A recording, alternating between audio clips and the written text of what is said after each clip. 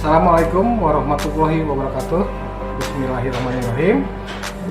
Saya Denny Istiono, SEMM, dosen tetap Universitas Majalengka dengan jabatan fungsional asisten ahli. Saya mengajar di Universitas Majalengka, Fakultas Ekonomi dan Bisnis, mengampu mata kuliah Ekonomi Internasional, Manajemen Produksi, dan Sistem Informasi Manajemen. Di semester ini saya mengajar Manajemen Operasional, di mana materi yang saya sampaikan sebanyak 14 pertemuan. Di antaranya satu mungkin konsep dasar manajemen operasional, kemudian manajemen operasional dan desain produk dan jasa, kemudian lokasi yang strategis, kemudian pengendalian bahan, kemudian manajemen persediaan, kemudian MSDM dan rancangan pekerjaan, manajemen pengendalian proyek, perubahan dalam organisasi, serta persaingan, penilaian dan peningkatan kinerja. Itu adalah salah satu materi yang disampaikan selama 14 kali pertemuan. Dalam 14 kali pertemuan, di situ ada ujian tengah semester atau review tentang pembelajaran yang selama ini mahasiswa dapat. Akhir dari perkuliahan, kita mengadakan ujian tengah semester sama seperti UTS, mereview juga hasil pembelajaran selama 14 kali pertemuan. Selain itu, mata kuliah ini memiliki makna bahwa manajemen produksi merupakan mata kuliah usaha pengelolaan secara optimal, penggunaan produksi, faktor-faktor produksi, tenaga kerja, mesin-mesin, peralatan, bahan mentah, dan faktor-faktor produksi serta lainnya dalam proses transformasi menjadi berbagai produk barang dan jasa. Konsep dan problem yang disajikan menggunakan perspektif perusahaan dan menjelaskan kasus perusahaan di mana dalam hal ini keputusan yang dilakukan manajer operasional dan orientasi manajer operasional, yaitu melakukan fungsi-fungsi proses manajemen, perencanaan, pengorganisasian, dan pembentukan staf kepemimpinan dan pengendalian. Metode pembelajaran yang digunakan metode luring, di mana metode luring tatap muka langsung di kelas antara mahasiswa dan dosen. Di situ dosen memberikan materi dan didiskusikan oleh mahasiswa dan dipresentasikan oleh mahasiswa.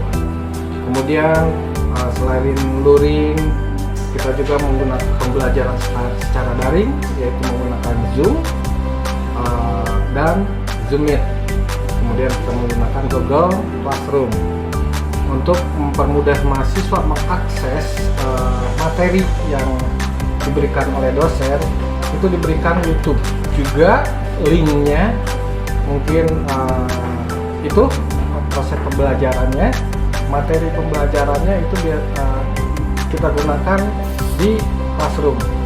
Untuk capaian mahasiswa dan juga program studi untuk ekonomi, di sini ada beberapa CPL atau capaian pembelajaran. Satu, mungkin mahasiswa diharapkan bertakwa kepada Tuhan Yang Maha Esa dan mampu menunjukkan sikap religius dalam melakukan pekerjaan berbasis ilmu manajemen. Menjunjung tinggi nilai kemanusiaan dalam melakukan pekerjaan berbasis ilmu manajemen dan mampu menerapkan pikiran logis, kritis, sistematis, dan inovatif dalam konteks mengimplementasikan ilmu manajemen dalam pekerjaan di bidang ilmu manajemen. Mampu mengkaji implementasi manajemen berdasarkan tata cara etika ilmu. Mampu mengambil keputusan manajerial yang tepat di berbagai tipe organisasi pada tingkat operasional berdasarkan analisis data dan informasi pada fungsi organisasi. Untuk capaian pembelajaran mata kuliah, Diharapkan mahasiswa mampu menjelaskan konsep dasar manajemen operasional. Kemudian mahasiswa mampu menjelaskan operasi, desain produk dan jasa. Dan mahasiswa mampu menjelaskan lokasi yang strategis. Mahasiswa mampu menjelaskan pengendalian bahan. Dan mahasiswa mampu menjelaskan manajemen persediaan. Serta mahasiswa menjelaskan sumber daya manusia dan rancangan kerja. Mampu menjelaskan manajemen pengendalian proyek, mampu menjelaskan perubahan dalam organisasi, mampu menjelaskan persaingan, serta mampu menjelaskan penilaian dan peningkatan kerja. Itu yang diharapkan dari mata kuliah manajemen operasional. Mudah-mudahan mahasiswa paham dan mengerti capaian-capaian yang diharapkan dari mata kuliah ini. Dalam penilaian dalam mata kuliah manajemen operasional dibagi beberapa penilaian selain dari nilai UTS dan nilai UAS. Juga penilaian ini dilakukan kehadiran, kemudian keaktifan mahasiswa itu salah satu penilaian juga, dan etika mahasiswa dalam berbicara itu salah satu penilaian. Mungkin itu untuk menjadi catatan buat mahasiswa agar pembelajaran manajemen operasional berjalan dengan lancar, baik, dan sukses. Demikian yang saya dapat sampaikan sebagai gambaran mata kuliah yang saya ampuh, yaitu manajemen operasional di Fakultas Ekonomika dan Bisnis Universitas Majalengka. Wassalamualaikum warahmatullahi wabarakatuh. Assalamualaikum warahmatullahi wabarakatuh. Waalaikumsalam warahmatullahi wabarakatuh. Selamat pagi. Hari ini kita akan membahas tentang peramalan. Kemudian Bapak harapkan nanti kalian ada pertanyaan dan tanya jawab ya, kita diskusi aja di peramalan ini. Kemudian apa yang kalian dapat nanti di peramalan ini kita sharing. Kemudian ada yang tahu nggak peramalan itu apa?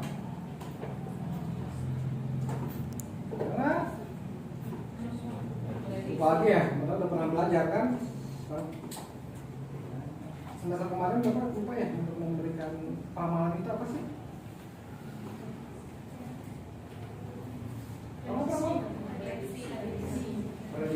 Prediksi itu apa gunanya? Kalau di perusahaan nih, kalau di perusahaan peramalan itu prediksi itu untuk apa sih? Ya, perencanaan, untuk merencanakan.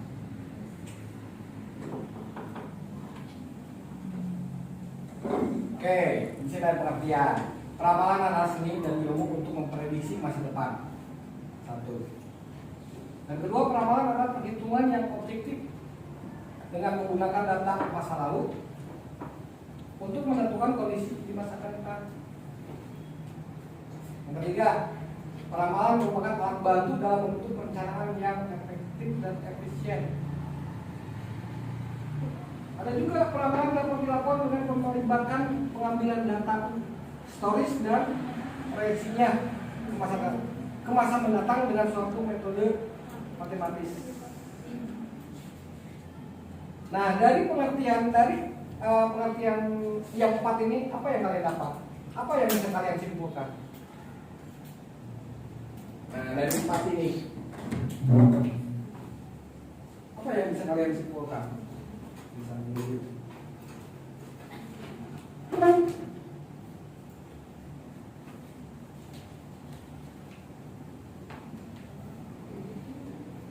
Bahwa peramalan adalah seni dan ilmu untuk memprediksi masa depan. Ada juga bahwa peramalan itu perhitungan yang objektif. Ke belakang 5 tahun ke belakang lah minimal ya, produksi yang harus diproduksi perusahaan berapa unit, itu akan kita prediksi. Nah, perusahaan akan tahu ke depannya.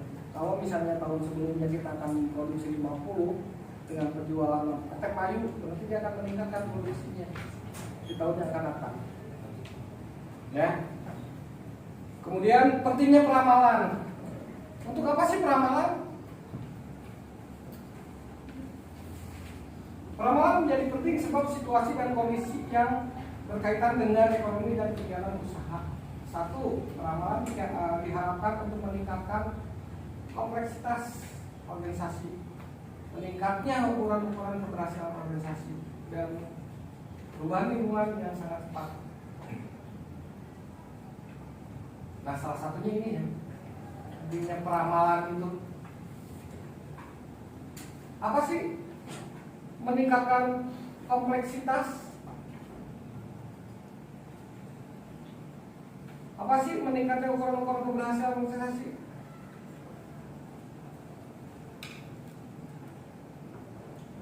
Perusahaan maju diukur karena apa? Disebabkan karena apa? Kita tahu nih, wah itu perusahaan maju. Wah Telkom itu bagus, maju perusahaannya. Tahu nggak kita? Dasarnya apa kalau kita menilai suatu perusahaan itu maju? Mana? Tapi jangan kursi,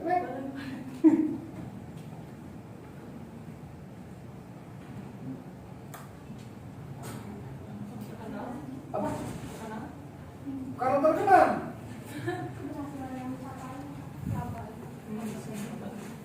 Labanya meningkat. Kalian tahu dari mana kalau laba itu perusahaan itu meningkat? Dapat ibu saya. Dapat ibu saya.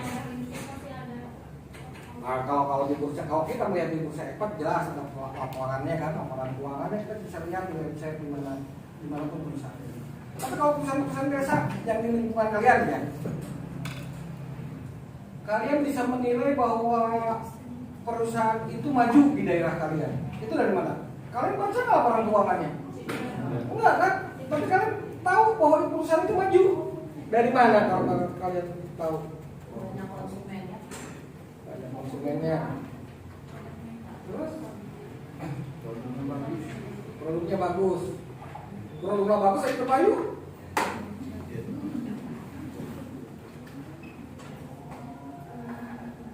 Melihat dari mana perusahaan itu maju?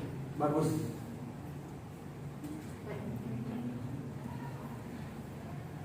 Dari gaji karyawan kan? Wah karyawannya teh malakmur, oh berarti perusahaan halus, gajinya gede. Pasti menilai gitu kan?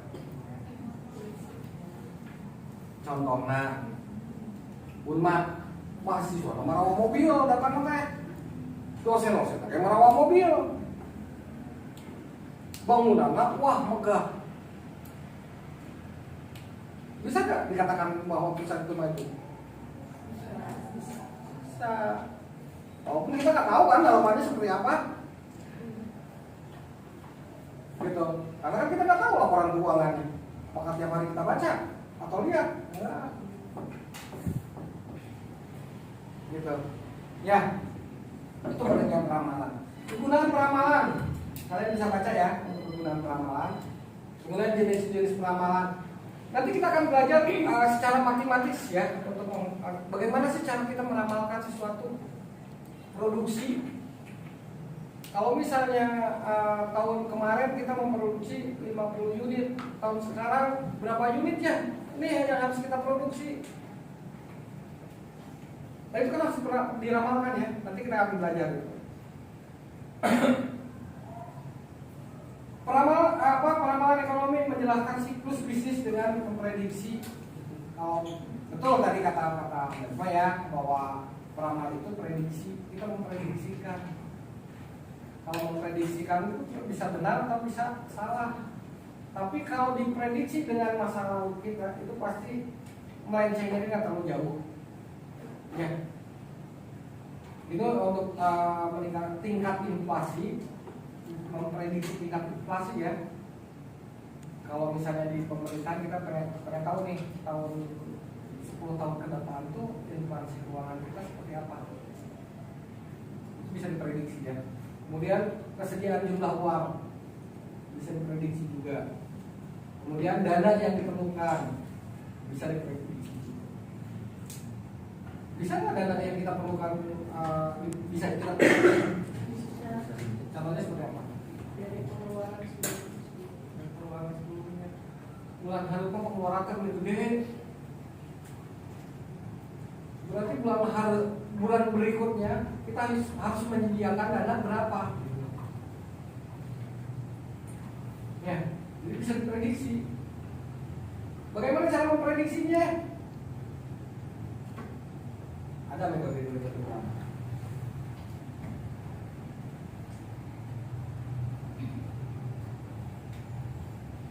Bagaimana sih kita harus memprediksi barang misalnya?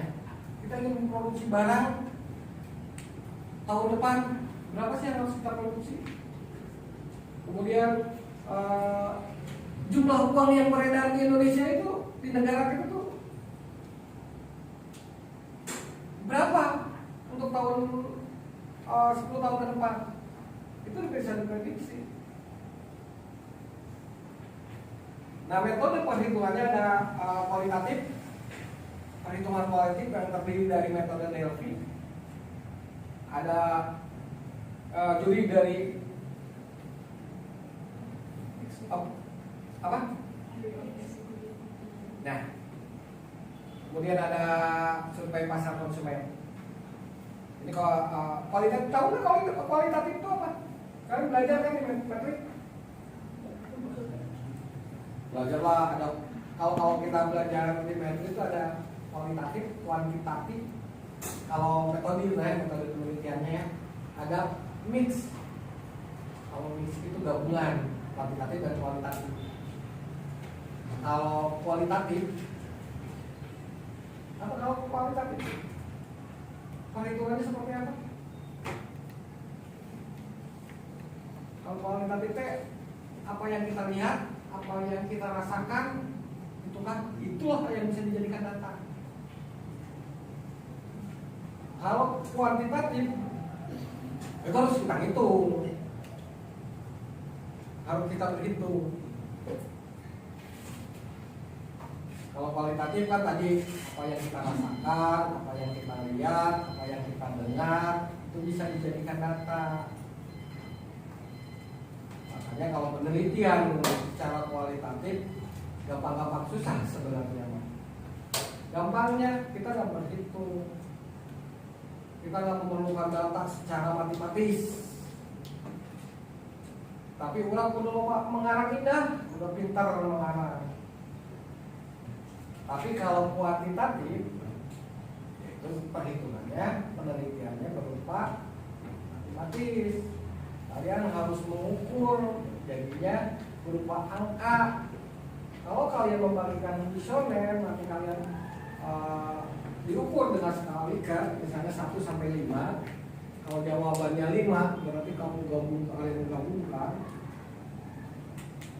Itu bisa diprediksi apakah pernyataan X1-nya akan berpengaruh atau tidak dengan kuantitatif. Kalau mix beda lagi. Kalau mix gabungan antara kuantitatif dan kualitatif. Yang orang teh perlu memperhatikan objek penelitian kita. Misalnya kita meneliti tentang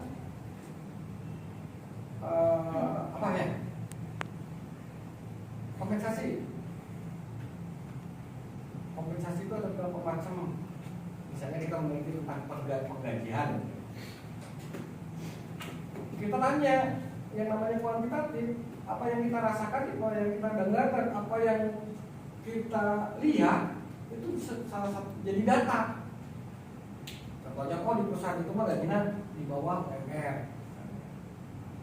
Karyawannya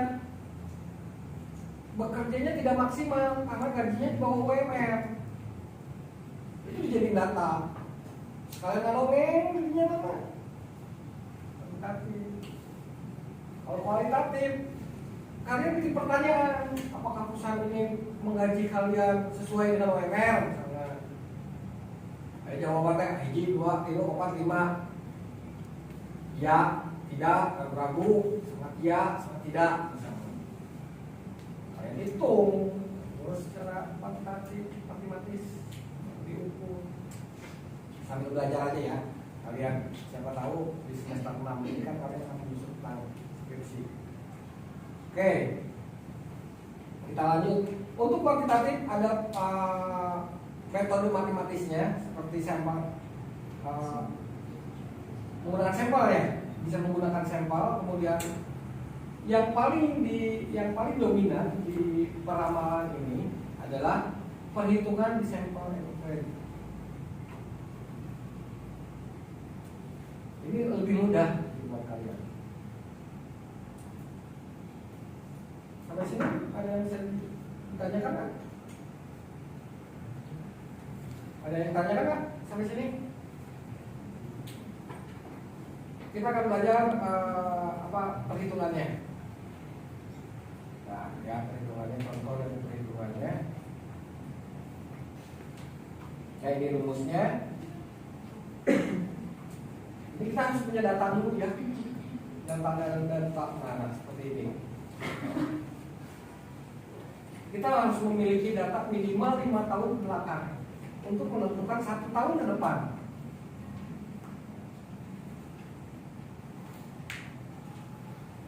Nah, seperti ini.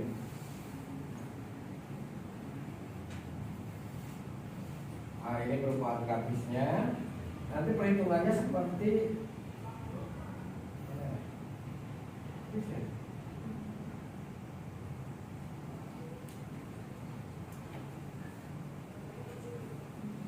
nah, ini tahapannya. Tahapan peramalan.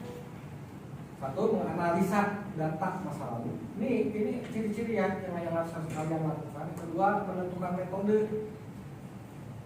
Ketiga, memproyeksikan di data. Menganalisa data masa lalu, itu kalian harus punya. Yang tadi kapasitas minimal 5 tahun ke belakang. Data itu harus kita punya. Kemudian metode, baru kita menentukan metodenya. Kalau kita udah punya data 5 tahun ke depan, 5 tahun ke belakang, baru kita cari metodenya. Mau metode apa? Yang tadi metodenya. Yang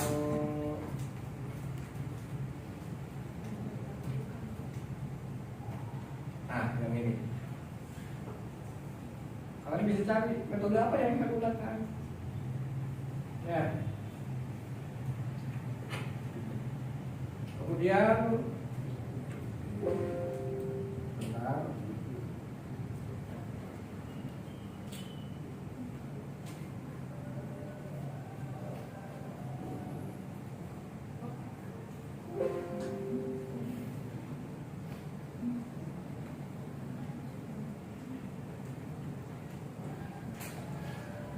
Paham ya sampai sini ya? Yang ditanyain? Ada Pak. Oke. Apa? Sampai? Nama proyeksi dari data-data 5 tahun ke belakang ya Pak? Iya. Dan data-data apa saja ini yang jadi pertimbangan untuk proyeksi selain data produksi? Oke, sebelum kita mau memprediksi, apa dulu nih yang kita prediksi? Apa yang kita akan ramalkan ke depannya? Kalau kita mau meramalkan jumlah produksinya, berarti data yang kita butuhkan apa? Jumlah produksi yang 5 tahun sebelumnya. Karena yang kita akan ramalkan jumlah produksi yang akan datang. Berapa sih jumlah produksi yang akan kita bangun, yang akan kita buat di tahun depan? Berarti jumlah produksi yang belakang, tahun ke belakang yang kita harus tahu. Gitu deh ya. Jadi apa yang kita harus lihat dulu, apa sih yang akan kita prediksi, apa yang harus kita ramalkan. Kalau jumlah produksi, ya jumlah produksi 5 tahun ke depan, ke belakang yang harus kita tahu. Ya, gitu juga kalau kita ingin memprediksi yang lain misalnya. Kalau kita memprediksi jumlah uang yang beredar itu berapa sih di tahun 2023 misalnya. Berarti kita harus tahu dulu nih prediksi jumlah uang nih yang beredar di tahun 2002, 2001, 2020. Jadi ya, maaf ya. Neng? Tadi kan sedikit disinggung ya Pak, kalau peramalan itu prediksi yang artinya ada yang benar dan ada yang tidak. Iya. Nah, apakah ketika peramalannya tidak tepat atau tidak relate dengan apa yang terjadi di masa depan itu ada dampaknya nggak Pak sama perusahaannya? Kalau dampaknya pasti ada ya, tapi tidak terlalu signifikan, tidak terlalu jauh. Kalau kita memprediksikan sesuatu, betul apa yang kalian harapkan belum tentu, karena kan prediksi, namanya juga perkiraan. Tapi kalau kita sudah mengukur, minimal melencengnya itu nggak jauh. Lamun cek kareta mah lurus narel, ngagicotna mau nepikeun ka Cianjur gitu. Sedikit, dan itu bisa kita pahami dan bisa kita perbaiki. Misalnya tadi jumlah produksi yang kita akan ramalkan. Tahun kemarin kita memproduksi 50 unit. Tahun berikutnya berapa sih yang kita produksi? Misalnya 60 unit nih, karena di tahun ini ada kenaikan terus. Misalnya 2001 produksi 40, 2002 ada 60. Berarti 2003 ada kenaikan kan? Dari masa-masa lalu itu ada kenaikan terus. Ternyata kita ukur nih kenaikannya berapa persen. Ya kita ukur tambah aja berapa persen di yang masa depan ya. Tapi menggunakan metode ya, nggak seenaknya. Karena di tahun ini kenaikannya cuma 10%, kenaikan ke tahun kedua kenaikannya cuma 20% misalnya. Tahun ketiga mas saya akan coba 30% misalnya kenaikannya. Kalaupun tidak benar, itu nggak akan pernah melenceng sejauh yang. Tapi kalau kita nggak prediksikan dan kita nggak ukur, kita nggak tahu mau produksi berapa sih. Berarti ya paham ya? Tenang ya? Tuh ada lagi? Oke, udah semua? Pak, kan untuk melakukan peramalan yang baik itu kita harus menentukan dulu metode yang Iya. tepat gimana ya? Bapak ada nggak tips gitu supaya metode peramalan yang kita lakukan itu bagus, supaya peramalannya nggak terlalu panjang? Oke, untuk menentukan peramalan itu gimana data ya? Data yang kita dapat. Kalau datanya berupa angka, kita cari metodenya yang metode angka juga. Kalau kita dapat datanya kuantitatif, cerita, atau kita datanya cuma melihat atau mendengar atau batur, kita cari metodenya metode kuantitatif. Berarti tergantung kita dapat datanya data seperti apa. Kalau kita dapat tahun bahwa aja kan, kita nggak tahu kan, karena nggak ada data yang kita peroleh. Ya berarti pengukurnya aku apa dari supaya kita jelas, kelihatan, tahu. Berarti yang kita ukur secara matematis, gitu. Ya, Neng. Ya, cukup. Kalau udah cukup, Bapak akan tutup. Minggu depan kita ketemu lagi. Assalamualaikum warahmatullahi wabarakatuh. Waalaikumsalam warahmatullahi wabarakatuh.